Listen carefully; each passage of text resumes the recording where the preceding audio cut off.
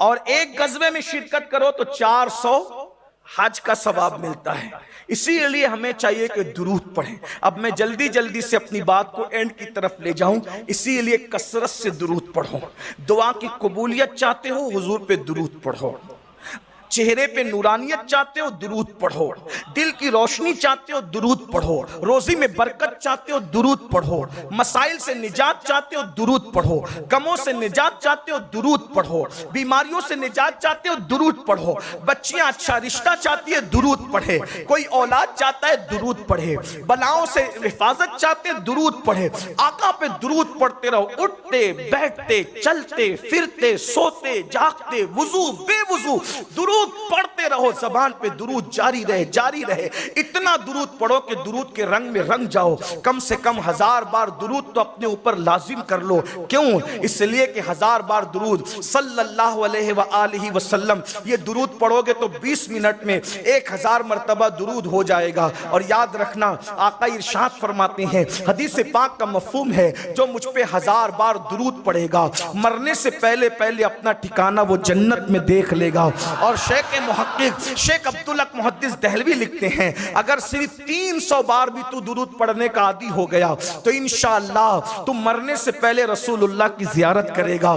اور وہ بندہ جو آقا پر درود پڑھنے لگتا ہے تو درود کی برکت سے اس کا دل اتنا نورانی ہو جاتا ہے۔ اب توجہ کرے درود شریف کی برکت، جو آقا پہ درود پڑھنے لگتا ہے تو درود پڑھنے سے اس کا دل اتنا نورانی ہو جاتا ہے، اتنا نورانی ہو جاتا ہے کہ وہ جس طرف نظر اٹھاتا ہے اس طرف اس کو حضور کا جلوہ نظر آتا ہے۔ اللہ اکبر۔ اگر وہ کسی سے بات بھی کر رہا ہوتا ہے تو ظاہری توجہ لوگوں کی طرف ہوتی ہے، لیکن اس کے دل کی توجہ حضور کی طرف ہوتی ہے۔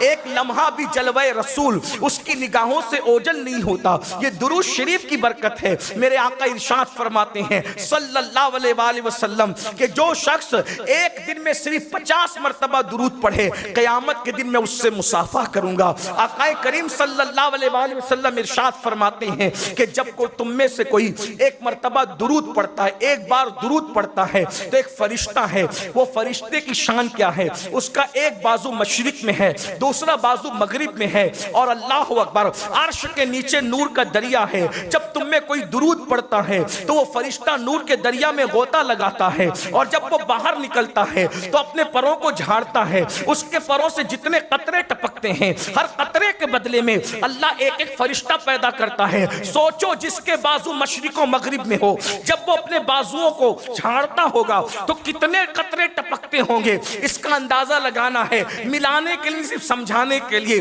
کسی مرغے کو پانی میں بھگا دو اور جب وہ اپنے پروں کو جھاڑے تو اندازہ کرنا، ارے مرغا تو مرغا ہے، چلے غسل کرنے کے بعد اپنے سر کے بالوں کو جھاڑنا، کتنے قطرے ٹپکیں گے۔ اللہ اکبر۔ اتنی چھوٹی سی منڈی میں جو سر ہے اس کے ایک حصے پہ بال ہے تو کتنے قطرے کوئی شمار کر سکتا ہے؟ تو وہ فرشتہ جس کا ایک بازو مشرق میں ہو، دوسرا بازو مغرب میں ہو، جس وقت وہ اپنے پروں کو جھاڑے گا تو کتنے قطرے ٹپکیں گے؟ ان کی تعداد کے برابر اللہ فرشتوں کو پیدا کرتا ہے، اور وہ سارے فرشتے قیامت تک اس کا نام لے کر مغفرت کی دعا کرتے ہیں، جس کے درود کی برکت سے وہ فرشتے پیدا ہوئے ہیں۔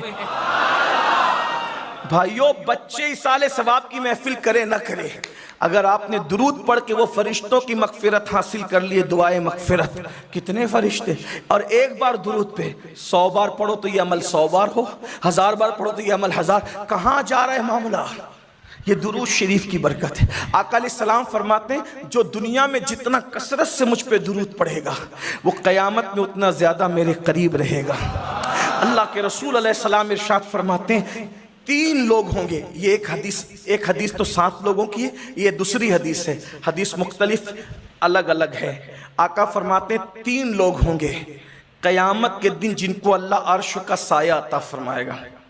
3 لوگ ہوں گے جن کو اللہ قیامت کے دن عرش کا سایہ عطا فرمائے۔ نمبر 1، جو میرے غمگین امتی کے غم کو دور کر دے۔ یہ بات خیال رکھنا، اگر کوئی مصیبت زدہ آئے، کوئی غم کی داستان لے کر، تو اس سے گھبرائے